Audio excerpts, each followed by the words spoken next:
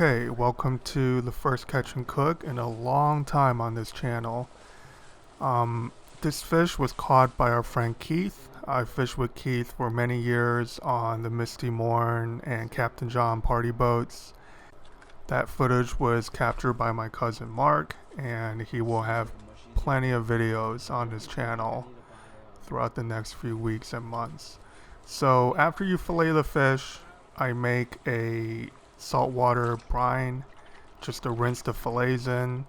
We've talked about this many times before. Saltwater fish you want to rinse in salt water, and then you pat it dry with paper towels. If you're storing them, I would just roll them in paper towels and then tin foil.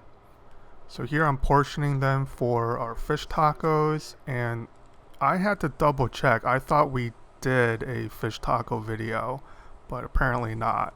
So I'm grilling some fresh corn. We're making a corn and kimchi salsa, and the sauce we're making will have a little bit of sriracha in it just to tie that Asian flavor profile together. So the rest of the salsa ingredients, very easy. Just dice up some red onion, and you really have to use red onion here, not white or yellow.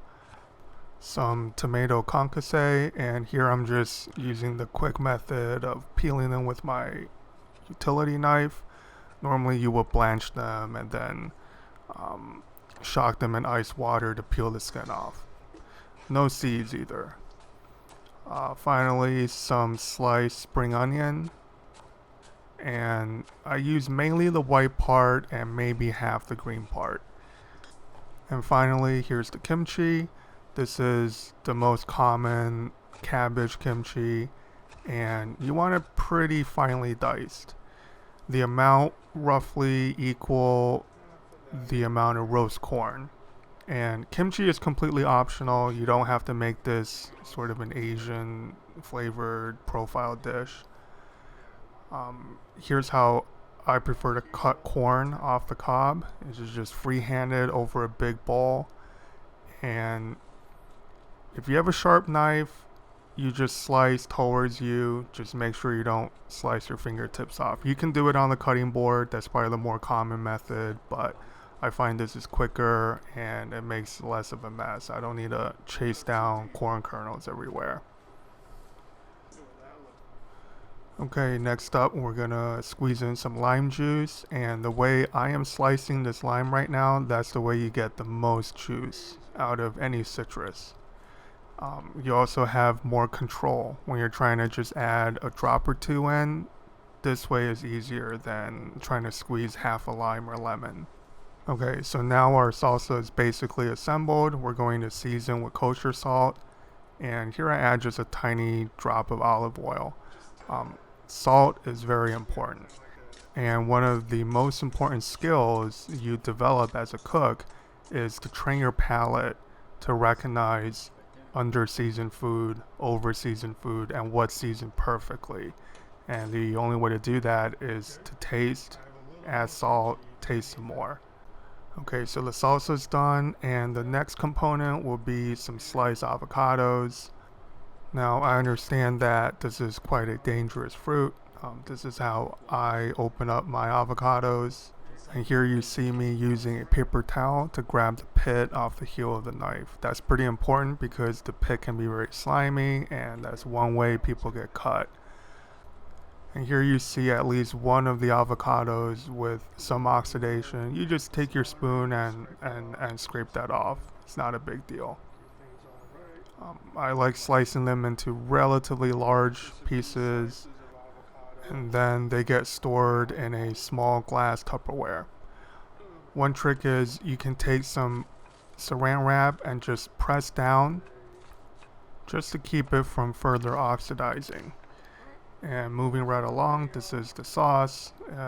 1 part mayo to 2.5, 3 parts of sour cream. And a squeeze of lime juice for acid. Always salt, just a pinch of salt. And here we're going to add just a little bit of sriracha. Now again, this is completely optional, but I really suggest you give this a try. Just these two things, The kimchi and a little bit of sriracha, it really elevates this dish. Okay, so the sauce goes into its own container, and being organized, very important in cooking. So here's the batter. It is 1 cup of all-purpose flour and 1.5 tablespoons of cornstarch, just to lighten it up a little bit. A big pinch of salt, and roughly 1 to 1.25 cup of ice cold soda water.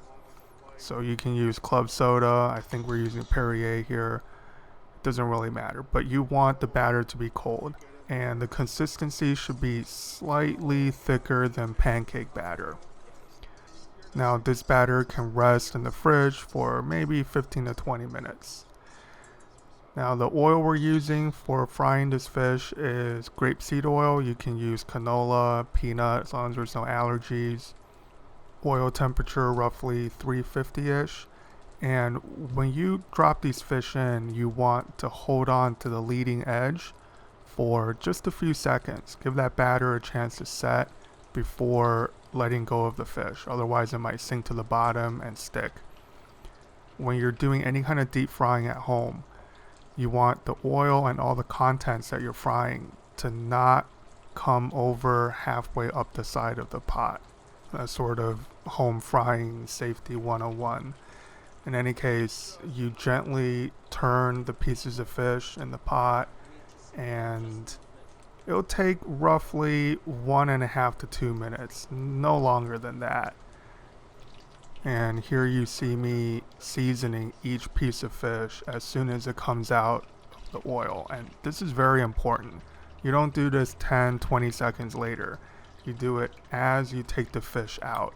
And this is true for any kind of fried foods. The only time salt is going to stick and properly season that piece of food is when the oil is still bubbling on its surface. Okay, so the final step before assembly is toasting our corn tortillas.